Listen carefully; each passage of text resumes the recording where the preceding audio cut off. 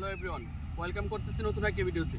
তো বন্ধুরা, আজকে যে বিষয়টা নিয়ে কথা বলবো সেটা হলো যে আমার কাছে অনেকেই কমেন্ট করেছেন আমার ইউটিউব চ্যানেলে যে ভাই, আসলে আমরা কি ঢাকা মেট্রো নাম্বার ভালো নাকি জেলা নাম্বার ভালো? ঢাকা মেট্রোর মধ্যে বা জেলা নাম্বারের মধ্যে পার্থক্যটা কি, ওটা একটু বলেন, আপনি আমাদের জানিয়ে দেন।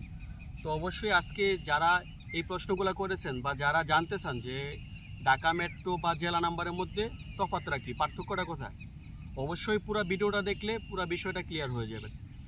তো অবশ্যই আমার চ্যানেলে যারা নতুন দেখতেছেন তারা অবশ্যই চ্যানেলটি সাবস্ক্রাইব করবেন আর পাশে থাকা বেল আইকনটি অন করে রাখবেন। আর ফেসবুক পেজ থেকে যারা দেখতেছেন তারা অবশ্যই পেজটি ফলো দিয়ে রাখবেন। তো বন্ধুরা, আরেকটা কথা, যারা আমাদের একটি বাইক শপ আছে যে নিলয় বাইক পয়েন্ট, তো অবশ্যই আপনারা যারা পুরাতন বাইক কিনতে চান বা বিক্রি করতে চান বা এক্সচেঞ্জ করতে চান তারা অবশ্যই আমাদের সাথে যোগাযোগ করতে পারেন। আর আমরা যেই গাড়িগুলো কিনে থাকি অন টেস্ট বা ঢাকা মেট্রো নাম্বার, আর আউট অফ জেলার নাম গাড়িগুলো কিনি না। তো অবশ্যই এই গাড়িগুলো যদি আপনি বিক্রি করতে চান তাহলে অবশ্যই আমাদের নাম্বারে যোগাযোগ করতে পারেন। আমরা আশেপাশে হইলে আনার চেষ্টা করবো, আর নাহলে আপনাকে আমাদের শপে নিয়ে আসতে হবে। তো কথা বাড়াচ্ছি না, চলে যাচ্ছি মূল বিষয়ে। তো ঢাকা মেট্রো নাম্বার আর জেলা নাম্বারের মধ্যে পার্থক্যটা কি? তো ঢাকা মেট্রো নাম্বার হচ্ছে আপনি যখন একটা বাইক কিনতে যাবেন, ঢাকা হচ্ছে একটা বিভাগ আর জেলা হচ্ছে ছোট একটা জায়গা।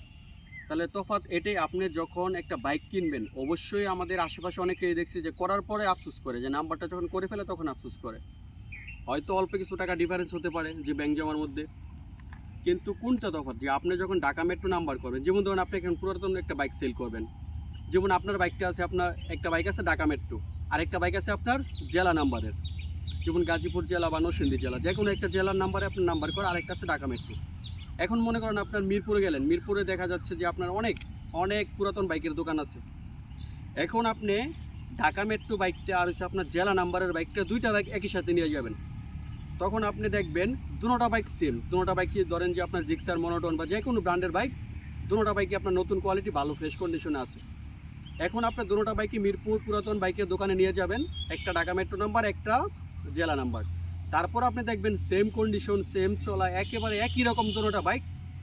আপনার যেই বাইকটা ঢাকা মেট্রো আছে এই বাইকটার দাম অবশ্যই দেখা যাচ্ছে বলবো 1,80,000 টাকা বললো, আর যে বাইকটা আপনার জেলা নাম্বার করা ওইটা শুধু বলবো 1,55,000 থেকে 1,60,000। তো দেখা যাচ্ছে কী হইতেছে, এটা আপনার 1,80,000 টাকা, 80,000 টাকা বলতেছে, আর আপনার আরেকটা বাইক যেটা জেলা নাম্বার করা ওই বাইকটা বলতেছে 1,60,000 বা 1,55,000 টাকা। তাহলে তফাৎ এটাই যে আপনি যখন ঢাকা মেট্রো নাম্বার করবেন, ঢাকা মেট্রোর নাম্বারের চাহিদা অল বাংলাদেশে, মানে আপনি ঢাকা মেট্রো নাম্বার যে কোনো জায়গায় যাবেন ওই জায়গাতে আপনি ঢাকা মেট্রো নাম্বার বাইকটা বিক্রি করতে পারবেন। আর যদি আপনি কোনো জেলার নাম্বার করেন, তো জেলা নাম্বার করার ক্ষেত্রে কী হবে, ওই যে বললাম আপনি যে 20 থেকে 25,000 টাকা আপনার বাইকটার দাম অনায়াসে কমে যাবে। তো অবশ্যই আপনারা যারা নতুন বাইক কিনবেন, যারা নতুন বাইক ক্রয় করতেছেন, নাম্বার করবেন, তারা অবশ্যই ঢাকা মেট্রো নাম্বার করবেন, কোনো জেলা নাম্বার করবেন না। তো আপনারা যখন জানতে চেয়েছেন যে আমার কাছে যে ভাই আপনার পার্থক্য কোনটা, তো পার্থক্য এটাই যে ঢাকা মেট্রো নাম্বারটা, যেই নাম্বারটা এটা চাহিদা বেশি, আর যেটা জেলা নাম্বার ওই জেলা নাম্বারের চাহিদা হয় না, ওই গাড়িটার দাম অনায়াসে 25 থেকে 30,000 টাকা কম থাকে, একই কন্ডিশনের বাইক হোক, সমস্যা নেই। তো অবশ্যই যারা কমেন্ট করেছেন তারা অবশ্যই উত্তরটা পেয়ে গেছেন। আর আমার চ্যানেলে যারা নতুন দেখতেছেন তারা অবশ্যই চ্যানেলটি সাবস্ক্রাইব করবেন, আর ফেসবুক পেজ থেকে যারা দেখতেছেন তারা অবশ্যই পেজটি ফলো দিয়ে রাখবেন। তো বন্ধুরা, ভালো থাকুন, সুস্থ থাকুন, আবার দেখা হবে নতুন কোনো ভিডিওতে। আল্লাহ হাফিজ।